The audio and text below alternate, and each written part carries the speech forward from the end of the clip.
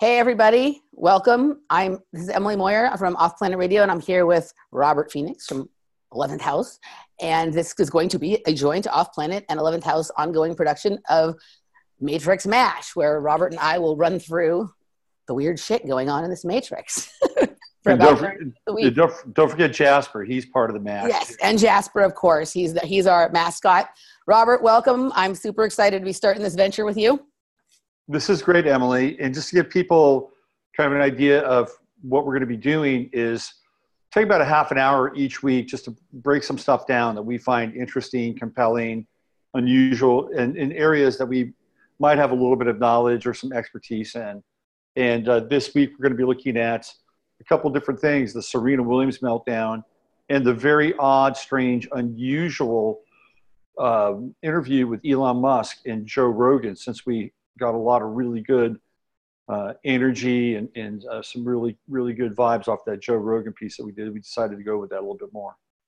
Cool. Well, I'm super excited to get down to this. So, all right. So you and I sensed something was coming with Serena Williams, because in the weeks leading up to the US Open and in the early stages of it, you and I were having discussions in the background about these unusual chase commercials, which, you know, if you really think about it, Robert, since the very beginning of our friendship, you and I have been having these discussions about the strange commercials surrounding tennis tournaments from the very beginning. We used to talk about some of those Adidas shoe commercials, remember, and whatnot. So, you know, we're always able to sort of start picking up on some of this. And maybe we should, do you want to start with this sort of a little bit of this strange sort of chase commercials? And should we start with the commercials and then get into what actually happened? Or do we want to start with what happened and then? Well, so yeah, why don't we start with the commercial? Because I think it's a good lead in. One of the things that has occurred to me is that advertisers they're really kind of, even though they're trying to get their hooks into the millennials, they're actually starting to direct their message to the group of young people that are just coming into sort of legal voting age and alcohol buying age. You know, this is Generation Z. And Generation Z pops up right around 1996. So they're 21 years old and younger. I think the youngest person of Generation Z is around 11 or 12 right now. So maybe even like 9. So these commercials. If they have a cell phone, basically if they have a phone. And almost all of them do. Yeah. But this is a generation that is very different than the millennials. Like their attire is sportwear. They run around in shorts. They run around in athletic tees. They run around in sneaker shoes. They're very status oriented when it comes to athletic wear. So this is a big time for companies like Nike.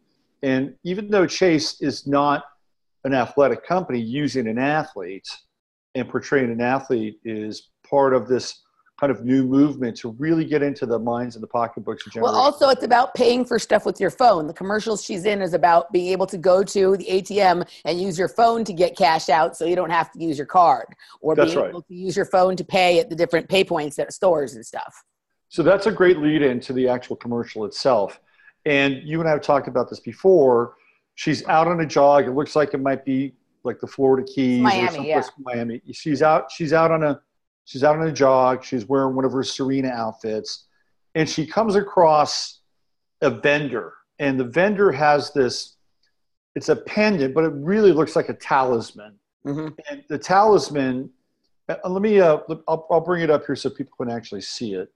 We'll do a little share screen here so that we can get an idea what it looks like. So here's the talisman, and it is, you can clearly see what looks like fish bones, although they're kind of headed maybe in the wrong direction, but it looks like kind of an inverted fish in some ways. Like a fish hanging from a hook, like it's been caught by its tail or something, and it's hanging. But there's no flesh on it. It's just bones. Yeah. And you can see that it's inside of like this bell jar, which is a very interesting place for it to be. The Bell Jar is a famous novel by Sylvia Plath, who is a great poet, and it's about her life as a poet and being married to Ted Hughes, who was the poet laureate, would eventually become the poet laureate of England, and Sylvia Plath, of course, commits suicide. And I believe there's a movie that's based on the bell jar. So there's this idea, it's not just the symbol of the fish, but the bell jar itself. And that Sylvia Plath felt as if she was under the influence or in the kind of this atmosphere of the bell jar, and that she couldn't escape it. Well, here we have this symbol inside the bell jar, which is this fish symbol, which is very Piscean. And the Piscean piece is a really important piece for you and I and people to focus on, because number one, we have Neptune in Pisces, and Serena is running by the beach. So we have this Neptunian imagery. We have Chiron, which is in Aries. This is such a fascinating piece too, because one of the things that you and I will talk about as we move this forward is her discussion with the judges of Wimbledon and complaining. You mean at U.S. Open? At the U.S. Open? Yeah, I'm sorry, U.S. Open, complaining about how other men are treated. Right. Right. Now, some people would hear how men are treated.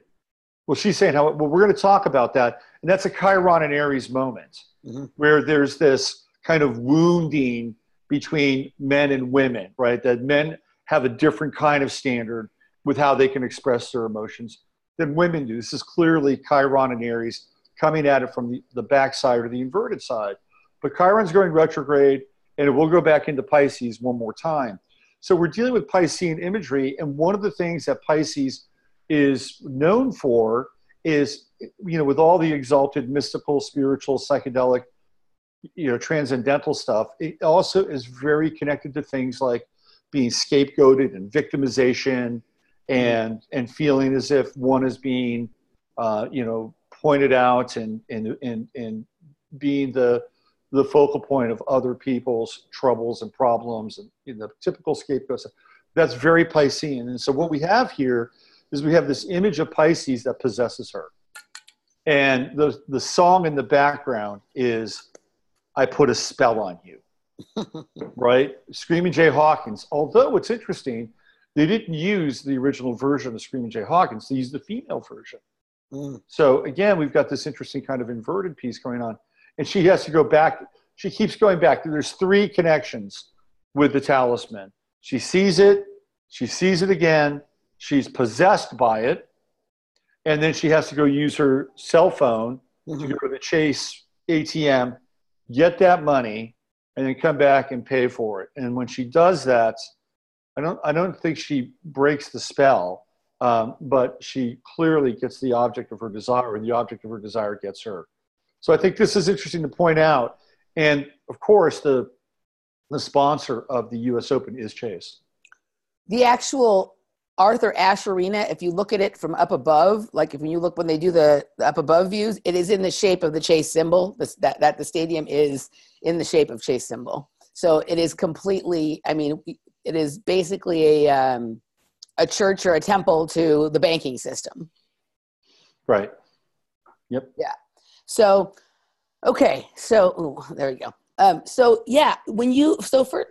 I first saw the commercial, my first thoughts, because of course you're great at pointing out some of the symbolism, is what a weird commercial. She's like, for a person who's supposed to be as impressive of an athlete as she is, she's not running very fast, right? She's in her workout uniform. She's being kind of lackadaisical, but her hair looks weird. She doesn't look particularly glamorous or attractive. And it's like weird. Like from some angles, she looks sort of like a female. From some angles, she looks sort of like a male. I thought it was a weird commercial. I thought the necklace isn't even cute. She's obviously fixated on this thing that isn't even, in my opinion, an attractive necklace. I missed at first sort of the symbology of the fish bones and whatnot.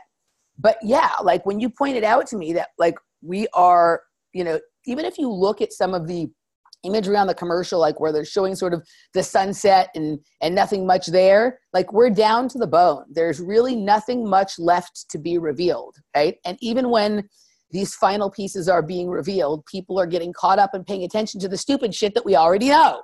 They're not paying attention to these last little bits of stuff because, guys, it's all out there right now. Not only is it all out there, but it is so out there that they are mocking everybody. Okay, so let's get into like what actually happened at the U.S. Open. Right. Before you do that, do you want to talk about the other commercial? Yeah. Let's do that. Yeah. Let's get the commercials, because the mocking piece Yes. is Yes. definitely a part of that. Why don't you go ahead and break that one down? So I noticed about halfway into the US Open, there was this commercial with, I couldn't understand exactly what the commercial was for. And it turns out it happens to be for Dr. Dre's Beats, who Dr. Dre had, his Beats headphones or whatever, right? Yeah. I didn't understand. That's not very clear from the commercial. It seems like it might be a commercial for Nicki Minaj, or might be a commercial for Serena Williams, I couldn't understand what it was for, or for the US Open. I couldn't understand. But it's basically Nicki Minaj and Serena Williams and a bunch of drag queens dancing around in the streets of Queens. And you can't actually tell. Like, I was having a hard time determining who was Nicki Minaj, who was Serena Williams, and who the drag queens were. Yeah. Right. And they're all, in these kind of frou-frou frilly dresses, which Serena Williams carried over into the tournament. She was wearing a literal tutu for the entire tournament of various colors. So, I mean, and then, of course, at the end of the commercial, Serena Williams has a lampshade on her head to signify illumination, and it says that she's the Queen of Queens, right? Which plays at that TV show, The King of Queens, and also, nods towards Queens being where the U.S. Open is at. The whole thing was, I was just like, this is the weirdest commercial I have ever seen. It is so, would you agree? It was such a strange commercial.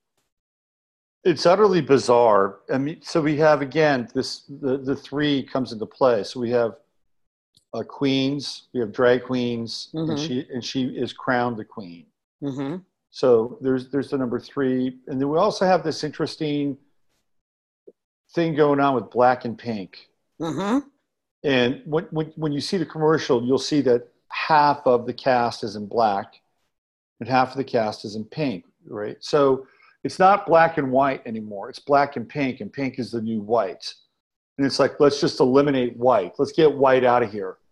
Let's bring pink into this. Pink is now at the same level as duality as black. And so, well, and then in the U.S. Open, her outfits that were all these tutu dresses she was wearing were all split down the mid, like diagonally down the middle. One was black and brown, and one was brown and blue. Mm-hmm. Right. So they didn't go with the pink. I didn't see her wearing any pink on court, but you're right. It was never black and white or whatever. It was always some, strange. I found the color combinations to be odd. But this split, just like the black and pink, it's like this split of half and half. The outfit she wore in the tennis tournament looks somewhat similar to these. Go ahead. So one of the things that we'll probably touch on is this whole idea of Baphomet and transgenderism. Hermaphrodism. So, yes. And the whole idea with Baphomet is, and the reason why Baphomet is such a popular symbol and fetish is that Baphomet is both sexes. Mm-hmm. It's Baphomet has boobies and it's got male equipment. So this is why at this point in time in our history, these images of hermaphrodism, transgenderism, they're all very popular. We also have to understand that we're in Pluto and Capricorn, Saturn and Capricorn. Capricorn is the goat, and Baphomet is a representation of the goat. So when we see this black and pink thing going on, it's an interesting resolution of duality. It's no longer black and white, it's black and pink. What do we associate pink with? Well, generally we associate pink with LGBTQD, whatever, and gay culture. So it's through gay culture melding with black, which is the color of Saturn, mm-hmm. which becomes the resolution of the black-white duality and the challenge of bringing black and white together. So that part of the commercials is certainly very interesting because not only is it pink, but it's bringing together these people who represent, this transgender, hermaphroditic kind of representation of Baphomet. And then at the end, and this is what you and I were talking about a little bit earlier, she gets that lampshade. She's coronated as the queen, and the lampshade represents illumination. And so now we have the king, LeBron James, and we have the queen, Serena Williams. Mm-hmm. So these are the new figureheads, the alternate royalty that have been crowned by mass media and the sort of the generators of culture that want to take everything and move it in a different direction. It's an interesting move. And then you have that other commercial, the Nike commercial that came out the same week as the U.S. Open with Colin Kaepernick calling Serena Williams the greatest athlete of all times. That's right. right? So So she's getting the female LeBron James treatment right now. yeah. So, okay. So, yeah, I mean, all that stuff is great, a great insight to this, like we have all this transgender hermaphroditic stuff going on out in the culture, which I think is a distortion of what should really be going on right now, which is humans balancing their masculine and feminine energies and traits within themselves, not so much an outer representation of it. But we know that the powers that shouldn't be love to externalize everything, including the method and the hierarchy, which is what's happening right now. Right. Revelation of the method. Yeah. Revelation of the method and externalization of the hierarchy are right. What they're showing us on every level right now, and people are missing it. And so let's hop over to what happened at the tournament, right? At the U.S. Open. So, Serena's been making her comeback all year from having a baby. She's, there's been controversies about her outfits. There's been talk, although this has gotten a lot less media attention than other stuff. She has had issues with missing drug tests this year as well.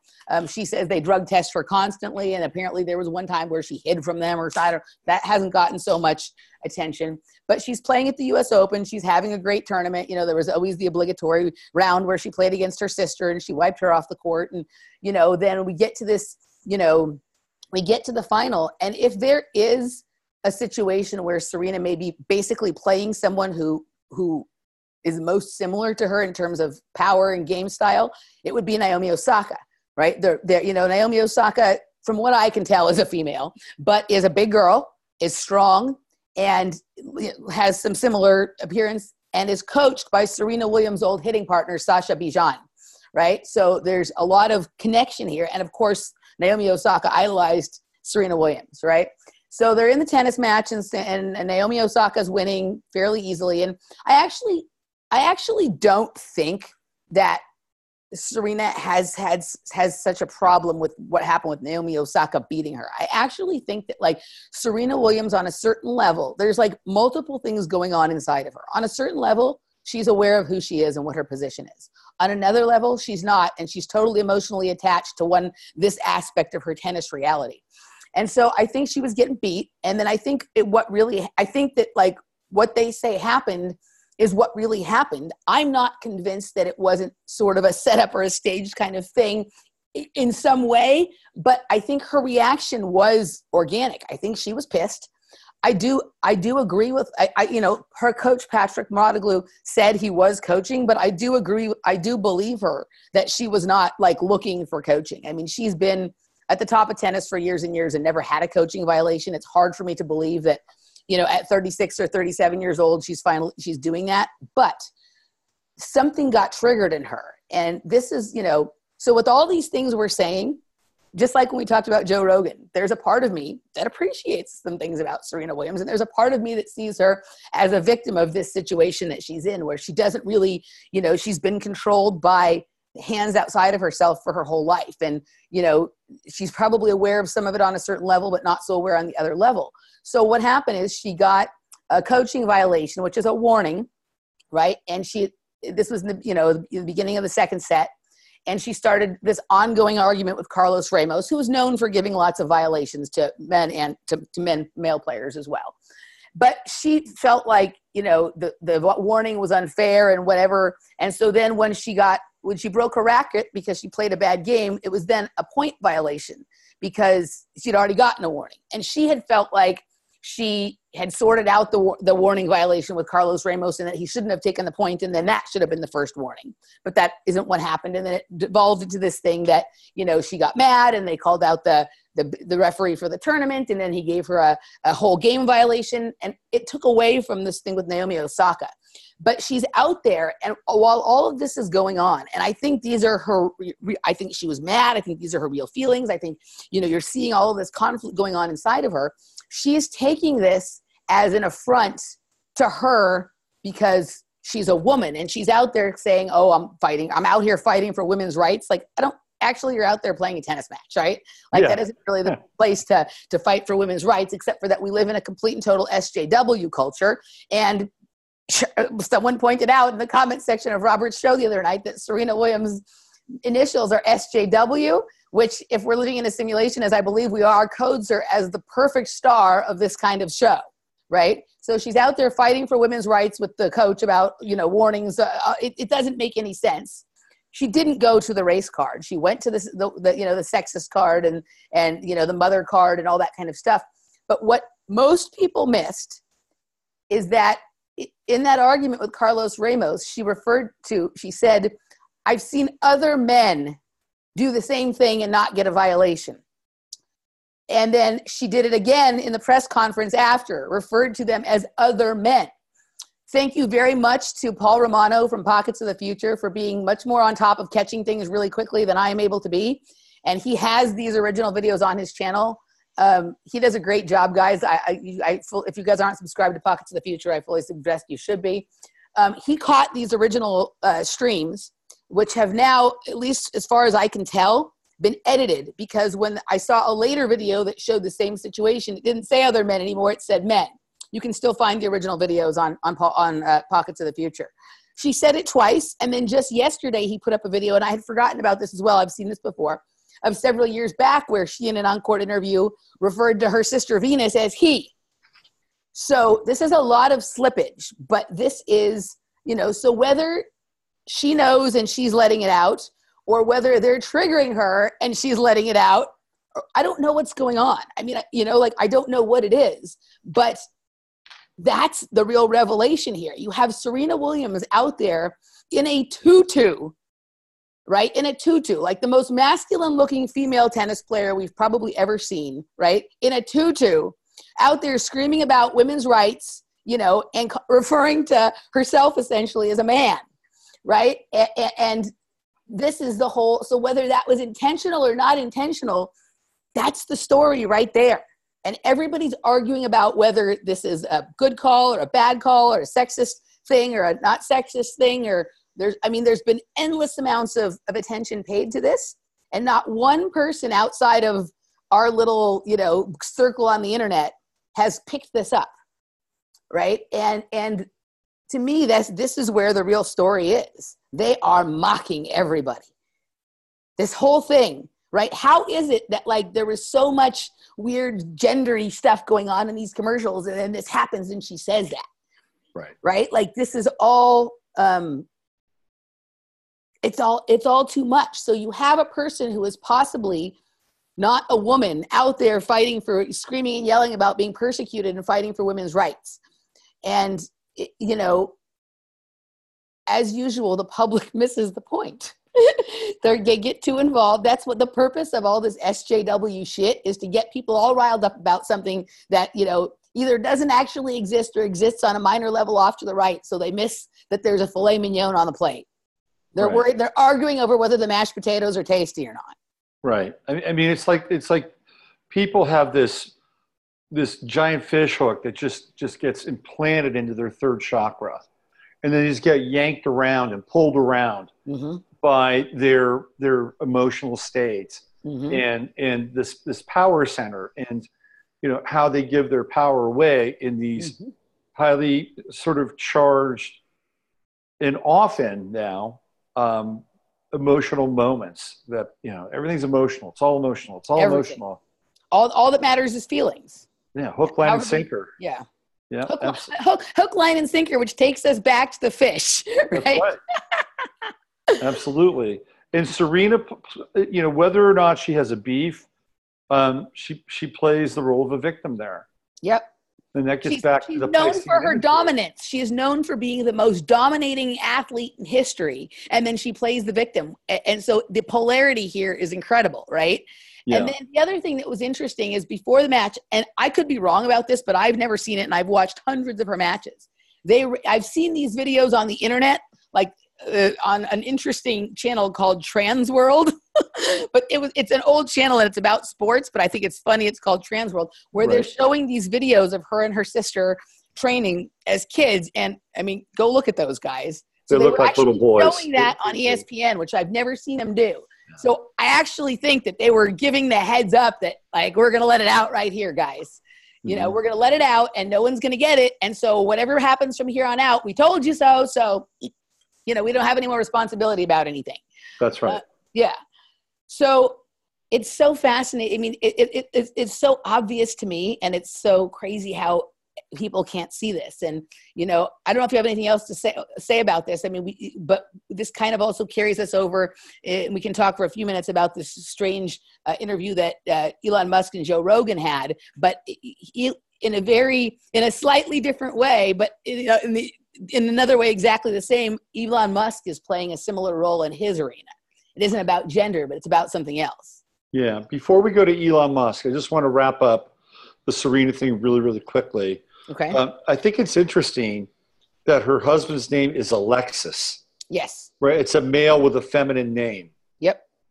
And look at how much more narrower his shoulders are than hers. Exactly. He looks very feminine. Very effeminate. Almost pretty. Yeah. And the other thing too, which is interesting, I just want to just do a quick share screen on the chart that took place during the meltdown.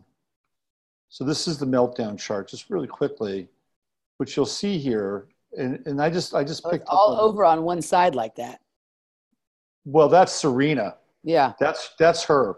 Yeah. She's got a massive stellium in Libra of all planets, which is about balance, which is male and female. That is so fascinating. Wow. So what's also interesting is that the judge's name is Ramos, right? Yeah, Carlos Ramos. Yeah. Ramos. That's the Ram. Yeah. That's Aries. That's male. That's male energy. Yeah. Okay. If you look at the chart, you'll see that the highest. It's not really technically the highest point. Like the highest point in the chart would probably be Saturn. So, you know, Saturn is the Lord of Judgment. Mm-hmm. And all those judges, by the way, were dressed in black. So they're all in the color of Saturn. They're all clad in Saturnalia. But look at where Mars is. Mars is really, I mean, if you look at it just from a kind of a clock perspective, Mars is at high noon. Mm-hmm. So Mars is the ruler of Aries, or the Ram. Right, so we have this Mars energy at the top of the chart, and it's squaring off against almost everything that's Venusian or Libran in Venus's chart. Serena's chart. The other thing that I thought was interesting here too is not only was Mars squaring from this angle down, but Serena's Mars is down here, which is in the very dramatic sign of Leo. Mm-hmm. Is over here, and it's squaring. She has Venus in Scorpio, by the way, and she has transiting Jupiter was right on Venus. So anytime you get Jupiter on a planet, what does it do? It expands everything. It makes it bigger. And so what we have here is we've got a Mars square to Jupiter, which is getting into this conflict around Venus and Scorpio. And when we talk about Scorpio, we talk about transformation and going from one state to another, right? And then the final piece is this Uranus over here, which is in the sign of Taurus, and it is actually by degree opposing her Mercury in Libra and transiting Venus, trans-Venus, right? Yeah. Trans-Venus opposing Uranus, which is radical, and there's going to be something disruptive about this moment. Yeah. That is the nature of the whole deal, and look where Uranus is. It's right on her ascendant. Yeah. So this is not the end of the story for Serena Williams. We're going to see more of this, and at some point we are going to be talking about the transformation of her identity. That is coming. Yeah. You said that all the way last year on our show. You talked that her identity would be transforming over the next period, the next couple. You weren't sure she'd return to tennis, but you said there would be I remember you said there would be a transformation of her public identity. So we'll see what it is. Very interesting. Yeah. Yeah. So you want to unwrap the Musk Rogan thing? Yeah, I think we can just do that kind of fairly quickly. I mean, for any of you who saw that interview, it was very strange. I mean, who talks like that? I have never, I mean, just first of all, it was boring mostly, but the way he talks, this is not human. Whatever Elon Musk is, and you know, I mean, just listening to him talk, forget about the content of anything he was saying, just the way he speaks is disturbing. But, you know, do you have any thoughts on that before I kind of give my assessment of why it's similar to the Serena Williams thing? Well, he likes taking Ambien. And I think that might have a short-term and long-term effect on him. But he also might just be and AI, which is, I think, where you're going with this, right? Yeah, I mean, so basically, I mean, he's something like there's some kind of cyborg, non-human, whatever. But this is what they do. So you have Elon Musk there, right? And he's been doing this for like the last year and a half, warning people about AI, very concerned about AI, when he himself appears to be AI. The thing he's offering is the solution to the AI is AI.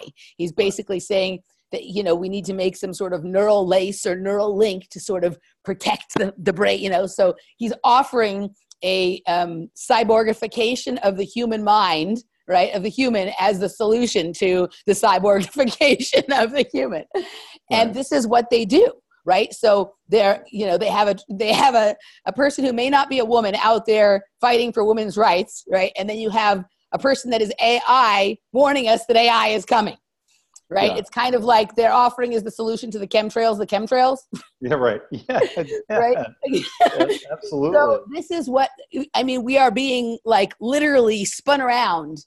And people are sitting there and thinking that Elon Musk is a genius and he's got this otherworldly intelligence. No, he's not. Go check out what Miles Mathis has to say about Elon Musk. That's probably closer to the truth. Yeah. But I don't know if I agree 100% with all the things Miles says, but I like his take on stuff. But he would be a good guest for Joe Rogan.